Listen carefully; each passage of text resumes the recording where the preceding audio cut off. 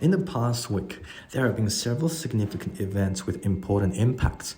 Firstly, on Wednesday, during the first day of his testimony to Congress, Federal Open Market Committee Chairman stated that it would be appropriate to further raise interest rates by the end of this year. Powell reiterated that they would consider the upcoming microeconomic data and its impact on the economic outlook, making policy decisions based on each subsequent meeting. These explicit remarks nearly solidified market expectation of a 25 base points interest rate hike by the Federal Reserve in July. As a result, the yield on the 10-year US Treasury bond stabilized above 3.7%, while the renewed strength of the US dollar continued to push down the price of gold. With the gold price breaking below the lower limit of its consolidation range at $1,930, selling pressure accumulated as a result of technical factor, causing the price of gold to decline to its lowest level since mid-March at $1,909. Subsequently, hawkish interest rate reminders from the Bank of England and the Swiss National Bank signaled to the market that despite signs of weak global economic activity, major central banks were still willing to tighten monetary policy, leading investors to seek safe haven and increasing demand for the US dollar.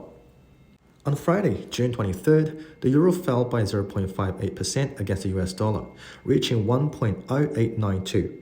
On Thursday of the previous week, Federal Reserve Chair stated that the Fed would adjust interest rate at a cautious pace starting from now, but ruled out the possibility of a soon rate cut. His remarks were seen as hawkish, resulting in a significant boost for the US dollar. The euro to US dollar exchange rate experienced two consecutive declines.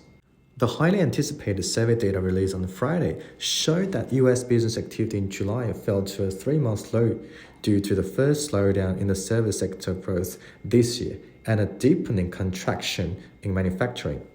However, the overall situation indicates a slight acceleration in US economic growth in the second quarter. Earlier data during the trade session showed that business activity in the Eurozone stagnated in June. On Friday, June 23rd, the British pound fell by as much as 0.5% against the US dollar, briefly reaching a low of 1.2685 US dollars. The decline later narrowed to 0.4% with the exchange rate at 1.2702 US dollars. However, the pound is set to record a drop of nearly 1% for the week, marking the largest weekly decline since mid-May.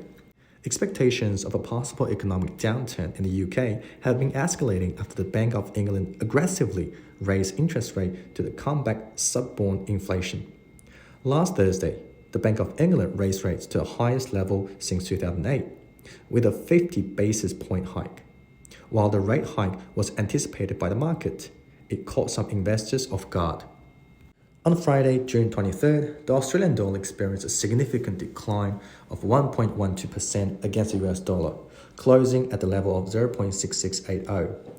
Last week, a series of rate hikes announced by major central banks, UK, Norway, Switzerland, and Turkey, raised concerns about global economic growth and also pushed down commodity prices.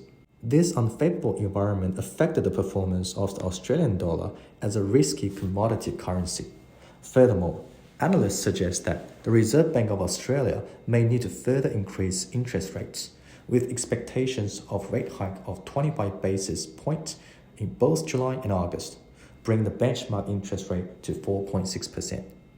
The US dollar index rose by 0.5%, reaching a one-week high, which reduced the attractiveness of gold for investors holding other currencies. Previously, Federal Reserve Chair Powell signaled during his congressional testimony this week that there would be a further interest rate hike in the future, but he also pledged that the Fed would proceed cautiously. Market strategists commented Powell's attitude is quite hawkish. He supports further rate hikes and believes that there won't be any rate cuts anytime soon. This is quite unfavorable for metals. On Friday, the president of the Federal Reserve Bank of San Francisco stated that it would be a very reasonable prediction for the United States to have 2 more interest rate hikes this year. This week, gold has declined by nearly 2%, falling over $150 since crossing the key level of $2,000 in early May.